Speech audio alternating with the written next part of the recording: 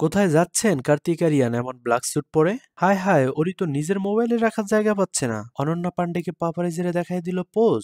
এদিকে টপ পরে মাধবী দীক্ষিত হাজির তার ওয়েব সিরিজ প্রমোশনে। এসব এক্সক্লুসিভ আপডেটই থাকছে আজকের ভিডিওতে, সাথেই থাকুন বাংলা ব্লিসের। প্রথমেই আসা যাক কার্তিক আরিয়ানের কাছে। কালো স্যুট টাই পরে কোথায় যাচ্ছেন কার্তিক আরিয়ান? ওয়েল, এমন গেট আপ সেট আপ নিয়ে কার্তিক আরিয়ান যাচ্ছেন কন বানেগা করোড়পতির শোতে। কালো স্যুট টাই শুতে কিন্তু ভালোই লাগতেছিল আরিয়ানকে। এদিকে মাধুরী দীক্ষিত সুন্দর একটা টপ পরে হাজির তার আপকামিং ওয়েব সিরিজ মিসেস দিশা পান্ডের প্রমোশনে। এই ড্রেসে কিন্তু অনেক ভালো লাগছে মাধুরীজিকে। গর্জিয়াস পিঙ্ক কালারের আউটফিটে আরো গর্জিয়াস লাগছে তাকে। ইয়াং লেডি একটা ভাব আছে। ইয়াং লেডির কথা বললে তো অনন্যা পান্ডের কথা বলতেই হয়। বেচারি এবার পড়েছে বিশাল এক পাজেলে। মানে গাড়ি থেকে নেমে পাপারাজিদের সামনে একেবারে কনফিউজড হয়ে পড়েন। কি করবেন, কোথায় দাঁড়াবেন, সবকিছু এলোমেলো হয়ে যায়। দেন পাপারাজিরা দেখায় দেয় কোথায় কেমনে পোজ দিতে হবে। এখানে আনান্নাকে কিন্তু দারুণ লাগতেছে, বিশেষ করে লাল শাড়ি আর সিম্পল মেকআপের টপ নচ লুক যাকে বলে। বাট কনফিউশন কিন্তু শুধু আনান্না পান্ডেই নয়, মাঝে মাঝে দর্শকও কনফিউজড হয়ে পড়ে তার অ্যাক্টিং দেখে। এদিকে অরি বেচারা পড়েছে মহা বিপদে। তার ফোন রাখার জায়গা নেই, মানে ফোন কোথায় রাখবে খুঁজেই পাচ্ছে না। শেষ পর্যন্ত ফোন হাতে নিয়ে চললো এয়ারপোর্টের দিকে।